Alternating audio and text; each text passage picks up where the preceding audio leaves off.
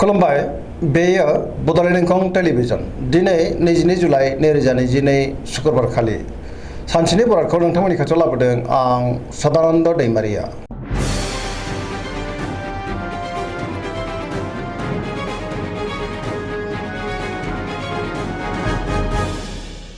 सिगां फरायनो लादों मेष राशि गिबि हांखो अ ल दिनैनि साना जोबोद मोजां मोनफ्रोमबो बिथिङाव सांग्रां जानो रोंगोन बहानिफ्रायबा मोजां खौरां फैनोबो हागौ गुबुनजों बाख्नाय जानोबो हागौ जेरावबो देरहासार जानो हागोन मावनो लानाय खामानिखौ थि समावनो आरो गोरलैयैनो मावफुंनोबो हागोन गोसोखौ दिनै जोबोर गोजोननायबो मोनगोन देहाया दिनै मोजाङै थागोन अब्लाबो नाथाय जानाय लोंनायाव सांग्रां जानांगोन रांखावरियाव दिनै जोबोर मोजां होनजायो मोननो गोनांफोरखौ मोननो हागोन गोबां धोन आरजिनोबो हागोन बेफार फालांगियाव दिनै जोबोर मोजां आयाबो बांगोन सोरबा लोगोनि हेफाजाबखौबो मोननो हागोन न'खराव दिनै बिसि फिसायनि गेजेराव अननानै फैगोन बिमा बिफानि अननाय आरो बोरखौ मोननोबो हागोन बहाबा थांनांगौब्ला दिनै जोबोर मोजां आरो मोजाङैनो हान्थिनोबो हागोन गुबुननि गोसोखौ गोरलैयैनो बोनोबो हागोन गोसोनि बोलोआ बांगोन समाजावबो दिनै गोबां मान मोनगोन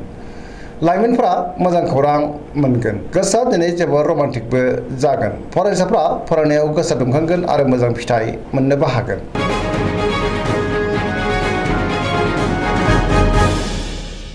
वृष राशि गिबि हांखो इ उ ब दिनैनि साना जोबोर मोजां गोसोखौ दिनै जोबोर गोजोननाय मोनगोन बहानिफ्रायबा मोजां खौरां फैनोबो हागौ गोजोननि आंखाल जानाय नङा सोरजोंबा बाख्नाय जानोबो हागौ गोसोनि बोलोआ बांगोन मावनो लानाय खामानिखौ थि समावनो आरो गोरलैयैनो मावफुंनोबो हागोन समाजावबो गोबां मान मोनगोन रांखावरियाव दिनै जोबोर मोजां मोननो गोनांखौ मोननो हागोन बेफार फालांगियाव दिनै जोबोर मोजां मुलाम्फा मोनगोन गुबुननि थाखाय गोबां मोजां खामानि मावनानै होनोबो हागोन न'खराव बिसि फिसायनि गेजेराव अनलायनाय फैगोन देहाया मोजाङैनो थागोन अब्लाबो नाथाय जानाय लोंनायाव सांग्रां जानांगोन गोसोनि साननायफ्रा मोगथाङाव जाफुंगोन पजिटिभ एनार्जिनि गोहोमबो गोग्लैनो हागौ आरो पजिटिभ साननो रोंगोन लाइमोनफ्रा दिनै जोबोर रमान्टिक जागोन आरो गावबा गावनि गोसोनि साननायखौबो फोरमायलायनोबो हागोन।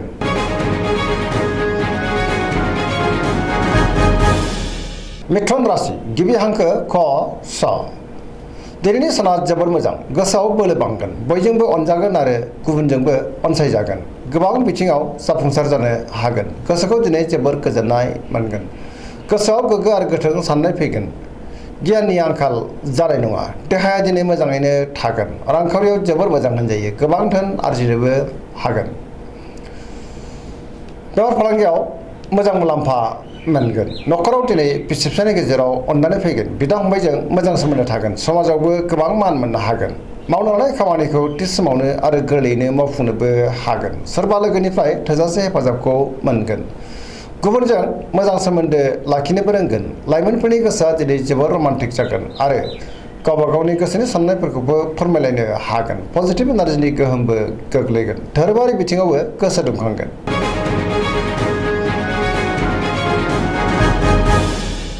कर्कट राशि गिबि हांखो ड ह दिनैनि साना मोजां आरो गाज्रिनि गेजेरजों बाबेनलांगोन सोरबा लोगोजों थगायजानोबो हागौ गोसोनि साननायफ्रा देबारनांगोन गोसोआव नेगेटिभ साननाय फैगोन मावनो लानाय खामानिखौ मावफुंनो गोब्राब जागोन माबा नङा माबा मोनसे हेंथा फैनोबो हागौ रांखावरियाव बारा मोजां नङा गोबां धोन खहा जानोबो हागौ बेफार फालांगियाव बारा मोजां नङा न'खराव दिनै अननानै फैगोन देहाया मोजाङैनो थागोन गोसोखौ दिनै जोबोर उसुखुथु आरो गिलुं गिलुं मोनगोन गुबुननि हेफाजाब मोननो गोब्राब जागोन समाजाव मान मोनगोन फरायसाफ्रा दिनै फरायनायाव गोसो दुंखांगोन आरो मोजां फिथाइ मोननोबो हागोन लाइमोनफोरनि गोसोआ जोबोर आला खाला जानोबो हागौ नेगेटिभ एनार्जिनि गोहोमबो गोग्लैनो हागौ सांग्रां जानांगोन।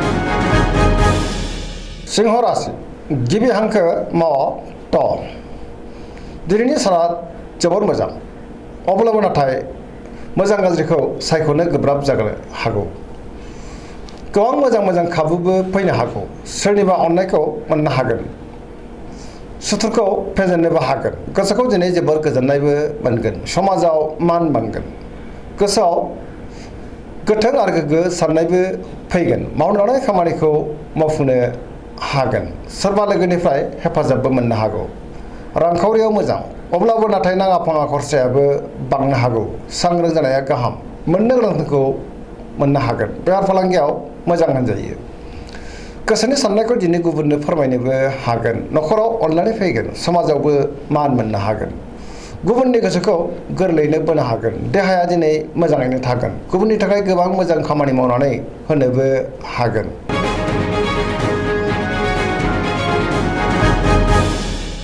कन्या राशि गिबि हांखो प ट दिनैनि साना जोबोर मोजां जेरावबो जाफुंसारनो हागोन मोननो लुबैनायखौ मोननो हागोन गोसोनि बोलोआबो बांगोन गोसोआव पजिटिभ साननाय फैगोन गोथों आरो गोग्गो साननो रोंगोन गियाननि आंखाल जानाय नङा मोनफ्रोमबो बिथिङावनो जाफुंसारगोन रांखावरियाव जोबोर मोजां अब्लाबो नाथाय खरसायाबो बांगोन बेफार फालांगियाव दिनै जोबोर मोजां होनजायो देहाया मोजाङैनो थागोन गोबां मुंदांखा सुबुंजों लोगो मोनज्लायनो हागौ न'खरावबो अनलायनाय फैगोन गोबां खामानियाव मुखुबबो थागोन सोरजोंबा बाख्नाय जानोबो हागौ गोसोखौ दिनै जोबोर गोजोननाय मोनगोन पजिटिभ एनार्जिनि गोहोम गोग्लैगोन गुबुननि थाखाय गोबां मोजां खामानि मावनानै गुबुनजों मान होजागोन लाइमोनफोरा जोबोर रमान्टिक जागोन आरो गोसोनि साननायखौ फोरमायलायनो हागोन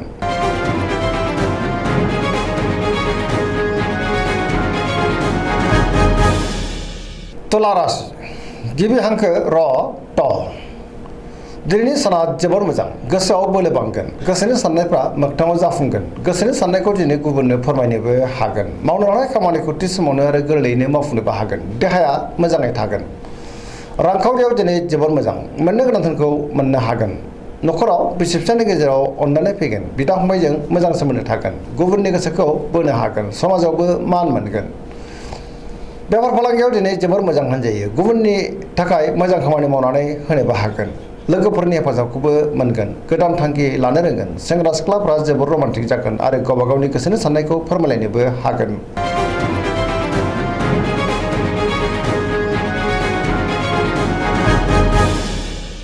वृश्चिक राशि गिबि हांखो न स दिनैनि साना मोजां आरो गाज्रि गेजेरजों बाबेरलांगोन गोसोआव पजिटिभ साननाय फैगोन सोरजोंबा बाख्नाय जानोबो हागौ गोसोखौ जोबोर गोजोननायबो मोनगोन नाथाय अब्लाबो गुबुननि थाखाय गोबां जेंनायाव गोग्लैनांनोबो हागौ सांग्रां जानाया गाहाम समाजाव लोगो लेवा बांगोन सोरबा गोजाम लोगोजों बहाबा लोगो मोनज्लायनो हागौ गोसोआव गोग्गो आरो गोथों साननाय फैगोन मावनो लानाय खामानिखौ थि समावनो आरो गोरलैयैनो मावफुंनोबो हागोन गुबुननिफ्राय हेफाजाबखौबो मोननो हागोन गोसोनि साननाया जाफुंगोन गोसोनि बोलोआबो बांगोन समाजाव मान मोनगोन रांखावरियाव बारा मोजां नङा नाङा फाङा खरसाया बांनोबो हागौ मोननो गोनांथारखौ दिनै मोननो हागोन बेफार फालांगियाव मोजां आयाबो बांगोन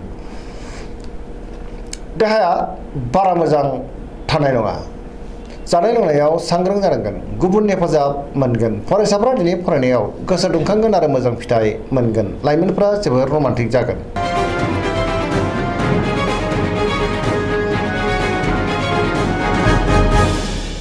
धनु राशि गिबि हांखो ढ फ भ दिनैनि साना जोबोर मोजां गुबुनखौ अननो रोंगोन आरो गावबो गुबुननिफ्राय गोबां अननाय मोजां मोननायखौ मोनफिननो हागोन बयजोंबो गोरोबनो रोंगोन गोसोआव गोग्गो आरो गोथों साननाय फैगोन मावनो लानाय खामानिखौ थि समावनो आरो गोरलैयैनो मावफुंनोबो हागोन गोसोनि साननायफ्रा जाफुंगोन रांखावरियाव दिनै जोबोर मोजां नाथाय अब्लाबो खरसायाबो बांगोन मोननो गोनांखौ मोननो हागोन बेफार फालांगियाव दिनै जोबोर मोजां मुलाम्फा मोननो हागोन समाजाव गोबां मान मोनगोन देहाया दिनै मोजाङैनो थागोन न'खराव अनलायनाय फैगोन बिदा फंबायनि हेफाजाबखौबो दिनै गोरलैयैनो मोननो हागोन बहाबा दावबायहैनो एबा हान्थिनो खाबु मोननोबो हागौ आरो गाहामैनो हान्थिनोबो हागोन सोरनिफ्रायबा मोजां खौरांबो मोननो हागौ लाइमोनफोरनि गोसोआ दिनै जोबोर रमान्टिक जागोन आरो गोसोनि साननायखौ फोरमायलायनोबो हागोन पजिटिभ एनार्जिनि गोहोमबो गोग्लैगोन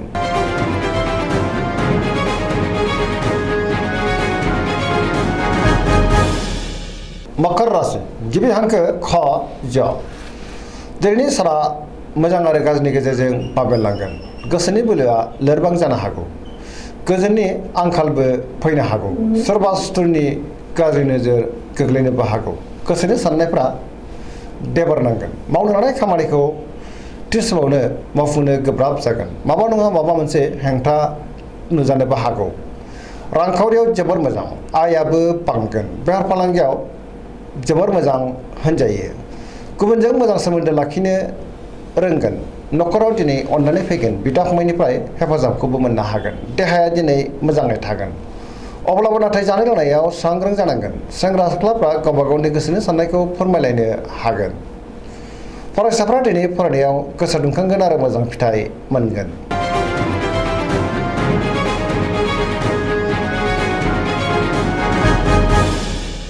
कुम्भ राशि गिबि हांखो ग स। दिनैनि साना जोबोर मोजां। बयजोंबो मोजां सोमोन्दो लाखिनो रोंगोन। माबा नङा माबा मोनसे मोजां खौरां फैनोबो हागौ। गोथों आरो गोग्गो साननो रोंगोन। गियाननि आंखाल जानाय नङा। गोसोआव पजिटिभ साननाय फैगोन। गोसोखौ दिनै जोबोर गोजोननायबो मोनगोन। मावनो लानाय खामानिखौ थि समावनो आरो गोरलैयैनो मावफुंनोबो हागोन। समाजाव मान मोनगोन। गोबां मुंदांखा सुबुंजों लोगो मोनज्लायनोबो हागौ। रांखावरियाव दिनै जोबोर मोजां। बेफार फालांगियाव जोबोर मोजां मुलाम्फा मोनगोन। देहायाबो दिनै मोजाङैनो थागोन।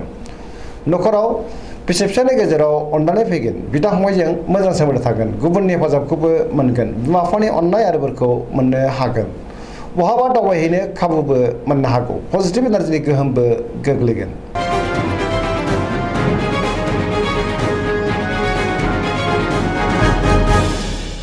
मीन राशि गिबि हांखो ड स।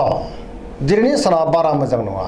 गोबां जेंनाजों मोगा मोगि जानांनोबो हागौ। गोसोखौ दिनै जोबोर उसुखुथु मोनगोन। गोसोआव नेगेटिभ साननाय फैगोन। गावनि गोसोनि साननायखौ दिनै गुबुननो फोरमायनो हागोन। देहाया बारा मोजां थानाय नङा। जानाय लोंनायाव सांग्रां जानांगोन। रांखावरियाव बारा मोजां नङा। नाङा फाङा खरसायाबो बांनो हागौ। बेफार फालांगियाव बारा मोजां नङा। गोबां खहा जानांनोबो हागौ।